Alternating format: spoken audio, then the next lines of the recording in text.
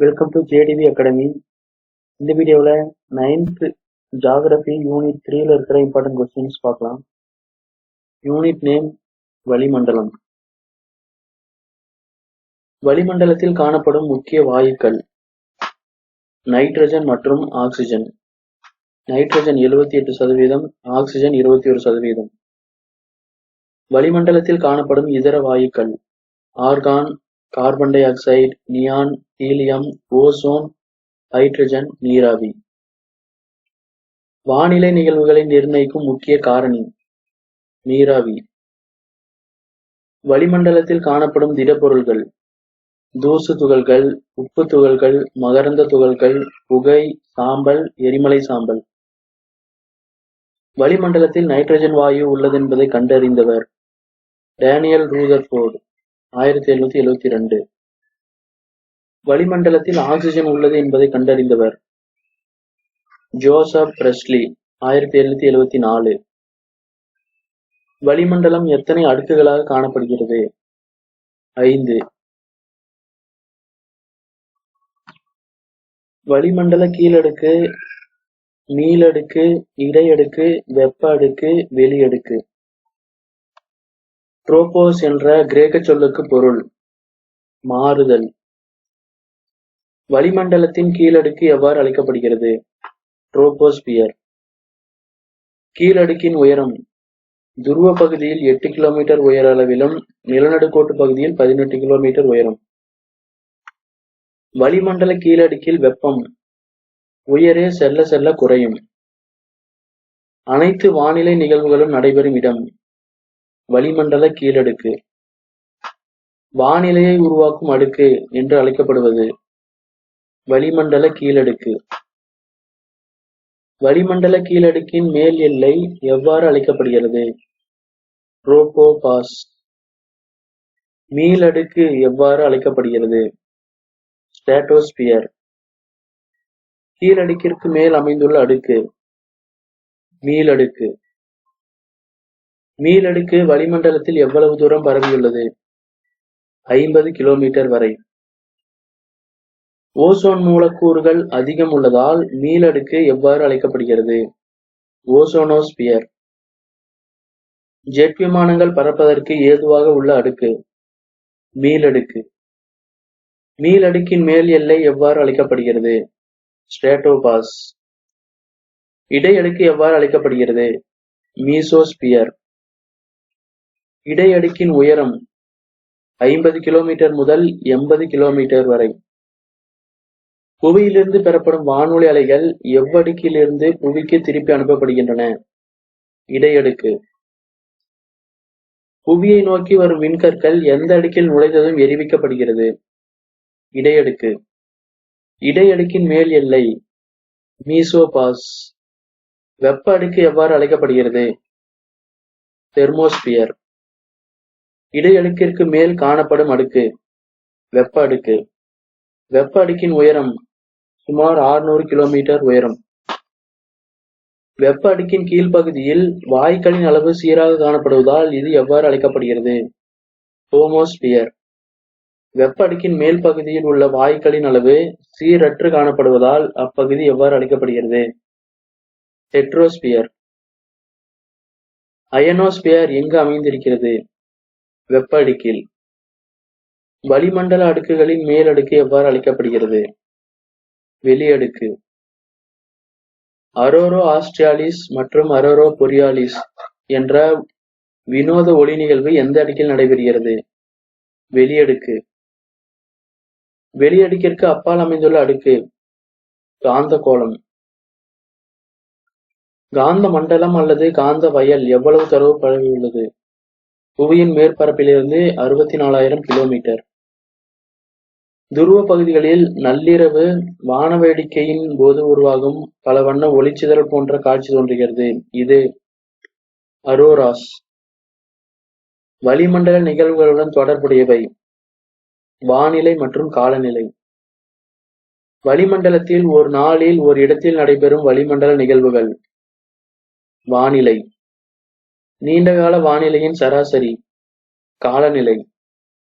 வானிலை மற்றும் காலநிலையை நிர்ணயிக்கும் காரணிகள் நிலநடுக்கோட்டிலிருந்து தூரம், கடல் மட்டத்திலிருந்து உயரம், கடலிலிருந்து தூரம், வீசும் காற்றின் தன்மை, மலைகளின் இடையூறு, மேகமூட்டம், கடல் நீரோட்டம், இயற்கை தாவரம். நிலநடுக்கோட்டு பிரதேசங்களில் சூரியனின் கதிர்கள் செங்குத்தாக விழுவதால் அப்பகுதியில் வெப்பநிலை அதிகமாக காணப்படும். துருவ பகுதிகளில் சூரியனின் கதிர்கள் சாய்வாக விழுவதால் வெப்பநிலை குறைவாக காணப்படும். நிலநடுக்கோட்டில் அதிக வெப்பமாகவும் துருவ பகுதிகளில் வெப்பம் குறைவாகவும் இருக்க காரணம் புவி கோள வடிவில் இருப்பதால். ஒவ்வொரு 165 மீட்டர் உயரத்திற்கும் எவ்வளவு வெப்பம் குறையும்? 1 டிகிரி செல்சியஸ் வெப்பநிலை குறையும். ஒவ்வொரு 165 மீட்டர் உயரத்திற்கும் 1 டிகிரி செல்சியஸ் வெப்பநிலை குறையும். இது எவ்வாறு அழைக்கப்படுகிறது? வெப்ப தலைகீழ் மாற்றம். ஒரு இடத்தின் காலநிலை எதை பொறுத்து அமைகிறது? கடலில் இருந்து தூரம். கடலில் இருந்து காற்று மதிய வேளைகளில் நிலத்தை நோக்கி வீசுகிறது. இது எவ்வாறு அழைக்கப்படுகிறது? கடல் காற்று.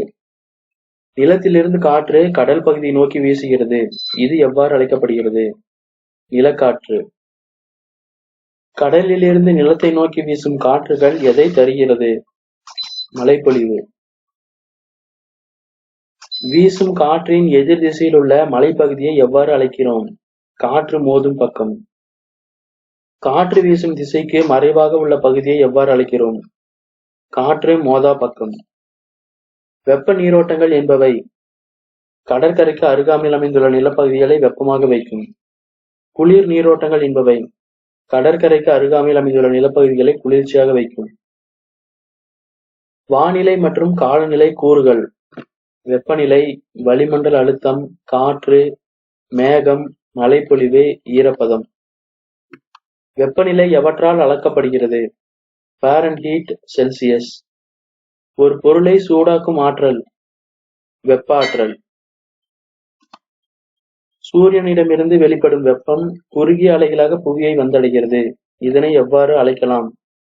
வெயிற்காய்வு அல்லது சூரிய கதிர்வீச்சு. புவியிலிருந்து திரும்பச் செல்லும் கதிர்வீச்சினை எவ்வாறு அழைக்கலாம்? புவி கதிர்வீச்சு அல்லது மறு கதிர்வீச்சு. சூரிய கதிர்வீச்சு புவியை வெப்பமடைய செய்யாமல் உடனே திரும்ப பிரதிபலிக்கப்பட்டால் அதனை எவ்வாறு அழைக்கலாம்? அல்பிடோ மற்றும் எதிரொலித்திறன். சூரிய கதிர்வீச்சுக்கும் புவி கதிர்வீச்சிற்கும் இடையில் நிலவும் சமநிலை தன்மையை எவ்வாறு கூறலாம்? புவியின் வெப்ப திட்டம். புவி வெப்பமடைய செய்தலில் உள்ள செயல்பாடுகள்: கதிர்வீச்சு, வெப்ப கடத்தல், வெப்பச்சலனம் மற்றும் வெப்ப கிடையசைவு. சம வெப்பநிலை உள்ள இடங்களை இணைக்க வரைபடத்தில் வரையப்படும் கற்பனை கோடு சமவெப்ப கோடு. புவி மேற்பரப்பின் சராசரி வெப்பநிலை 13 டிகிரி செல்சியஸ். வெப்பம் மிகுதியான பொருளிலிருந்து வெப்பம் குறைவான பொருளுக்கு வெப்பம் கடத்தப்படுவது வெப்ப கடத்தல். காற்று தொகுதியின் சுழற்சியின் காரணமாக வெப்பம் கடத்தப்படுவது வெப்பச்சலனம். காற்றின் கிடையான நகர்வினால் வெப்பம் கடத்தப்படுவது வெப்ப கிடையசைவு. சூரியனிடமிருந்து கிடைக்கும் வெப்பத்தின் அளவை பொறுத்து புவி எத்தனை மண்டலங்களாக பிரிக்கப்படுகிறது? 3. என்னென்னா வெப்பமண்டலம், மிதவெப்ப மண்டலம், குளிர் மண்டலம். புவியின் மேற்பரப்பில் 50 விழுக்காடு டேஷ் பகுதிகளாக காணப்படுகிறது. வெப்பமண்டலம். வெப்பமண்டலம் எதுவரை பரவியுள்ளது? 23 டிகிரி வடக்கு அச்சத்திலிருந்து 23 டிகிரி தென்னச்சம் வரை. வெப்பமண்டலத்தில் சூரிய கதிர்கள் எவ்வாறு விழுகிறது? சூரிய கதிர்கள் செங்குத்தாக விழுகிறது. அதனால் வருடம் முழுவதும் வெப்பமாக காணப்படுகிறது. மிதவெப்ப மண்டலத்தில் சூரிய கதிர்கள் சாய்வாக விழுகின்றன.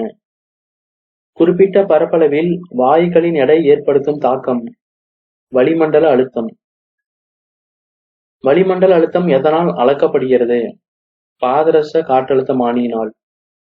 காற்றின் அழுத்தத்தை அளக்க பயன்படுத்தப்படும் அலகு மில்லிபார். உயரே செல்ல செல்ல காற்றின் அழுத்தம் குறைகிறது. ஒவ்வொரு 300 மீட்டர் உயரத்திற்கும் எவ்வளவு காற்றழுத்தம் குறைகிறது? 34 மில்லிபார் அளவு. உலகில் உள்ள காற்றழுத்த மண்டலங்கள்: நிலநடுக்கோட்டு தாழ்வழுத்த மண்டலம், துணை வெப்ப உயரழுத்த மண்டலம், துணை துருவ தாழ்வழுத்த மண்டலம். துருவ உயரழுத்த மண்டலம். அமைதி மண்டலம் என அழைக்கப்படுவது. நிலநடுக்கோட்டு தாழ்வழுத்த மண்டலம். வெப்பமண்டலத்திலிருந்து 35° வடக்கு மற்றும் தெற்கு அச்சம் வரை காணப்படும் மண்டலம். துணை வெப்ப உயரழுத்த மண்டலம். 350 இல்ல. குதிரை அச்சங்கள் என்று அழைக்கப்படும் மண்டலம். துணை வெப்ப உயரழுத்த மண்டலம். வளிமண்டலத்தில் காற்று செங்குத்தாக அசையும் நிகழ்வு. காற்றோட்டம். காற்று எந்த பகுதியை நோக்கி வீசும்? உயரழுத்த பகுதியிலிருந்து தாழ்வழுத்த பகுதியை நோக்கி வீசும்.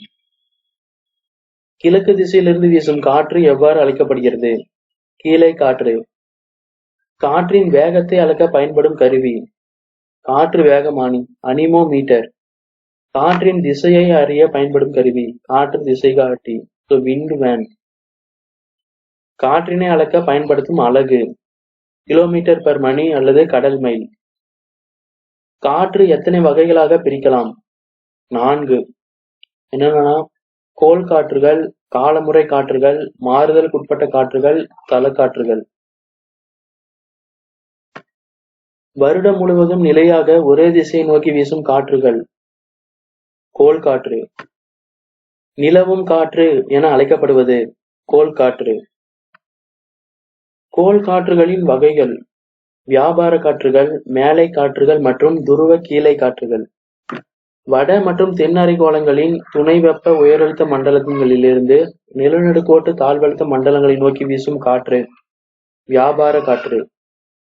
வியாபாரிகளின் கடல் பயணத்திற்கு இது உதவியா இருக்கிறதுனால இந்த வியாபார காற்றின் பேர் வந்தது. 40 டிகிரியில் கர்ஜிக்கும் 40கள் எனவும், 50 டிகிரி அச்சங்களில் சீரும் 50கள் எனவும், 60 டிகிரி அச்சங்களில் கதரும் 60கள் எனவும் அழைக்கப்படுவது. மேலை காற்றுகள். வட தென் அரைக்கோளங்களின் வெப்பமண்டல உயரழுத்த மண்டலங்களிலிருந்து துணை துருவ தாழ்வழுத்த மண்டலத்தை நோக்கி வீசும் காற்று. மேலை காற்று.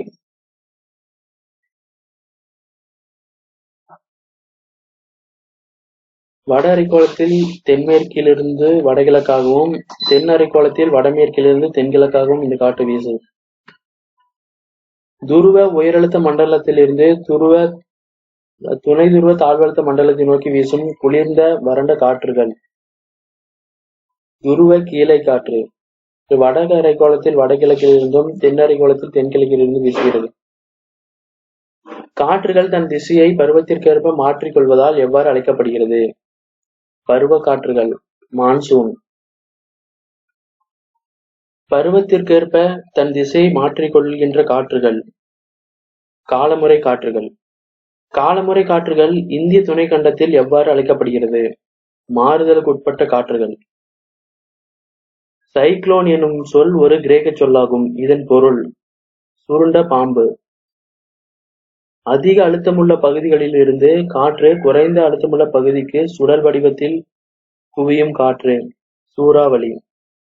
சூறாவளி வட அரைக்கோளத்தில் கடிகார சுற்றுக்கு எதிர் திசையிலும், தென் அரைக்கோளத்தில் கடிகார திசையிலும் வீசுகிறது. சூறாவளிகள் எத்தனை வகைப்படும்? 3. வெப்ப சூறாவளிகள், மித வெப்ப சூறாவளிகள், கூடுதல் வெப்ப சூறாவளிகள். வெப்பமண்டலங்களுக்கு இடையேயான காற்றை ஒருமுகப்படுத்தும் பகுதிகளில் உருவாகும் சூறாவளி. வெப்பச்சூறாவளி. வெப்பச்சூறாவளிகள் எந்தெந்த பெயர்களில் அழைக்கப்படுகிறது? இந்திய பெருங்கடல் பகுதியில் சூறாவளிகள், மேற்கு பசிபிக் பெருங்கடலில் டைபூன்கள், கிழக்கு பசிபிக் பெருங்கடல் மற்றும் அட்லாண்டிக் பெருங்கடல் பகுதியில் ஹரிக்கேன்கள், பிலிப்பைன்ஸ் பகுதிகளில் பேக்யூஸ், ஆஸ்திரேலியாவில் வில்லி வில்லி. காற்று தன் பாதையிலிருந்து விலகி வீசுவதை எவ்வாறு அழைக்கலாம்? கொரியாலிஸ் விளைவு. காற்று வட அரைக்கோளத்தில் வலப்புறமாகவும், தென் அரைக்கோளத்தில் இடப்புறமாகவும் விலகி வீசுகின்றன. இது எவ்வாறு அழைக்கப்படுகிறது? ஃபெரல்ஸ் விதி. ஃபெரல்ஸ் விதியை முன்மொழிந்தவர் வில்லியம் ஃபெரல். இந்திய வரலாற்றிலேயே அதிக வலுவுடன் வீசிய மிகப்பெரிய பேரழிவை ஏற்படுத்திய சூறாவளி எதுனா 1999 அக்டோபர் 29ஆம் நாள் இந்தியாவின் ஒடிசா மாநிலத்தில் உருவான சூறாவளி. இதுதான் இந்திய வரலாற்றிலேயே மிகப்பெரிய பேரழிவை ஏற்படுத்திய சூறாவளி. இதோட வேகம் 260 கிலோமீட்டர்.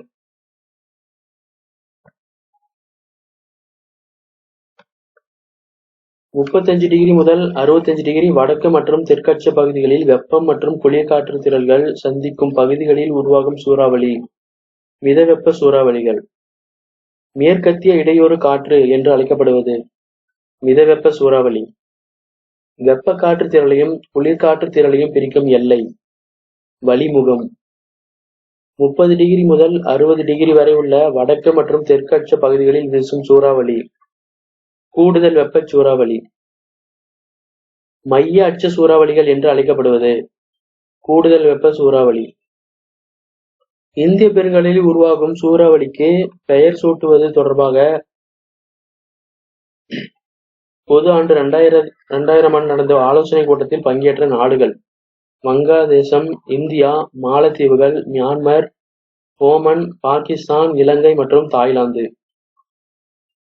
8 நாடுகள். ஒவ்வொரு நாடும் சூறாவளிக்கு பெயர் பட்டியலை எப்போது அளித்தது? 2004.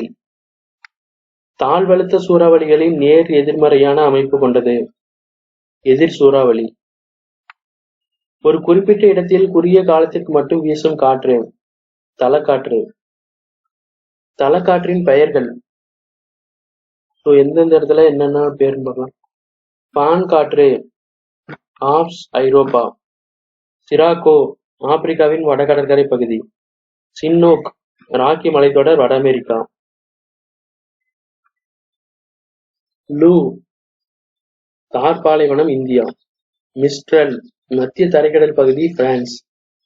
போரா மத்திய தரைக்கடல் பகுதி இத்தாலி.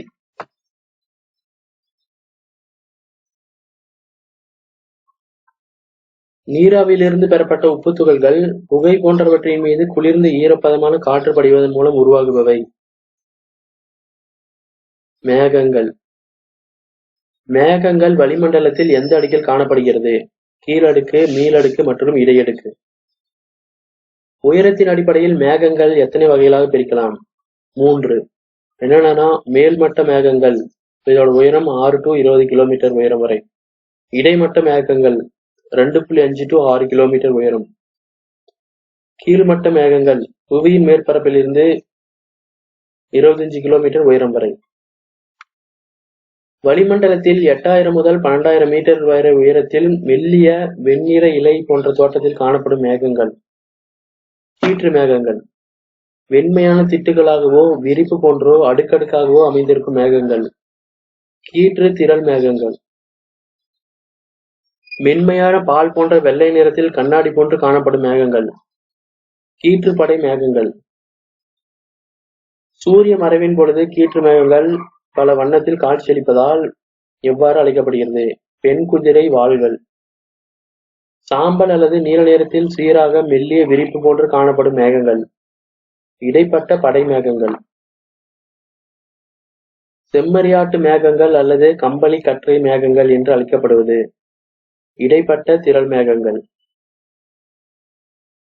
அலைத்திரள் அல்லது இணைக்கற்றைகள் போன்ற அமைப்புடன் காட்சியளிக்கும் மேகங்கள் இடைப்பட்ட திரள் மேகங்கள். புவியின் மேற்பரப்பை ஒட்டிய பகுதிகளில் தோன்றும் கருமையான மேகங்கள் கார்படை மேகங்கள். சாம்பல் மற்றும் வெள்ளை நிற வட்டத்திட்டுகள் 2500 மீட்டர் முதல் 3000 மீட்டர் உயரத்தில் சாம்பல் மற்றும் வெண்மை நிறத்தில் வட்டத்திட்டுகளாக காணப்படும் தாழ் மேகங்கள் படைத்திரள் மேகங்கள். மிகவும் அடர்த்தியாக கீழ்மட்டத்தில் பனிமூட்டம் போன்று காணப்படும் மேகங்கள் படை மேகங்கள். தட்டையான அடிபாகமும் குவிமாடம் போன்ற மேல் தோற்றமும் கொண்டு காலிஃபிளவர் வடிவத்துடன் காணப்படும் மேகம் திரள் மேகங்கள். மிகவும் அடர்த்தியான கனத்த தோற்றத்துடன் இடியுடன் கூடிய மழை தரும் மேகங்கள் கார் திரள் மேகங்கள். சுருங்கிய நீராவி நீரின் பல்வேறு வடிவங்களில் புவியை வந்தடைகின்ற நிகழ்வு பொழிவு. பொழிவினை நிர்ணயிக்கும் முக்கிய காரணிகள் வெப்பநிலை, உயரம், மேகத்தின் வகை, வளிமண்டல நிலைப்பாடுகள், பொழிவு செயல்முறை. பொழிவின் பல்வேறு விதங்கள் சாரல், மழை, பனிப்பொழிவு, பனிப்படிவு, ஆலங்கட்டி மலை. 0.5 மில்லிமீட்டருக்கும் குறைவான விட்டமுள்ள நீர்த்துளிகள் சீராக புவியை வந்தடைவது எவ்வாறு அழைக்கப்படுகிறது? சாரல். மழைத்துளியின் விட்டம் 5 மில்லிமீட்டருக்கு மேல். முழுமையாகவோ அல்லது பகுதியாகவோ ஒளிபுகும் தன்மையுடன் கூடிய மிகச்சிறிய பனி உருண்டையுடன் கூடிய மழைப்பொழிவு. ஆலங்கட்டி மலை. பகுதியாகவோ முழுமையாகவோ ஒளிபுகா தன்மையுடன் காணப்படும் பனித்துகள் படிகங்கள். பனி. இடியுடன் கூடிய புயல் மற்றும் மழையுடன் கூடிய புயலின் போது 2 சென்டிமீட்டருக்கு மேல் விட்டம் உள்ள பனிக்கட்டிகள். கல்மாரி மலை. வானிலை நிகழ்வுகளில் இந்த கல்மாரி மலை மிகவும் அஞ்சத்தக்கது. பொழிவின் மிக முக்கிய வகை. மழைப்பொழிவு. மழைப்பொழிவின் பல்வேறு வகைகள். வெப்பச்சலன மழைப்பொழிவு, சூறாவளி மழைப்பொழிவு, மழை தடுப்பு மழைப்பொழிவு. அடர்த்தியான காற்று திரள்கள் ஒருமுகப்படுத்தப்பட்டு பின்பு மேல் நோக்கி சென்று வெப்பம் மாறா நிலையினால் குளிர்ச்சியடைந்து பொழியும் மழை. சூறாவளி மழைப்பொழிவு. வளிமுக மழை என அழைக்கப்படுவது. சூறாவளி மழைப்பொழிவு. நிலத்தோற்ற மழை என அழைக்கப்படுவது. மழை தடுப்பு மழை. இந்தியாவில் அதிக மழையை பெறும் இடம். மவுண்ட் சின்ராம். பூர்வாச்சல் மலையின் காற்று மோதும் பக்கத்தில் அமைந்துள்ளது. மலைமறைவு பிரதேசம் என அழைக்கப்படுவது. காற்று மோதா பக்கம். வளிமண்டலத்தில் வானிலையையும் காலநிலையையும் பாதிக்கும் ஒரு முக்கிய காரணியாக இருப்பது. ஈரப்பதம். வளிமண்டலத்தில் உள்ள நீராவியின் அளவு. ஈரப்பதம். வளிமண்டலத்தில் உள்ள மொத்த நீராவியின் அளவு. முழுமையான ஈரப்பதம். வளிமண்டலத்தில் உள்ள ஈரப்பதம் அளவிற்கும் அதன் மொத்த கொள்ளளவிற்கும் உள்ள விகிதாச்சாரம். ஒப்பு ஈரப்பதம். ஒப்பு ஈரப்பதத்தின் தன்மை குளிர்காற்றில் அதிகமாகவும் வெப்பக்காற்றில் குறைவாகவும் காணப்படும். ஈரப்பதத்தை அளப்பதற்கு பயன்படுத்தும் கருவி. ஈரப்பதமானி ஹைக்ரோமீட்டர் அல்லது ஈர உலர்குமிழி வெப்பமானி வெட் அண்ட் ட்ரை பல்ப். முழுமையான ஈரப்பதம் என்பது ஒவ்வொரு கனமீட்டர் காற்றிலும் எத்தனை கிராம் நீராவி உள்ளது என்பதாகும். ஒரு இடத்தில் கிடைக்கும் சூரிய கதிர்வீச்சின் அளவு. வெயிற்காய்வு.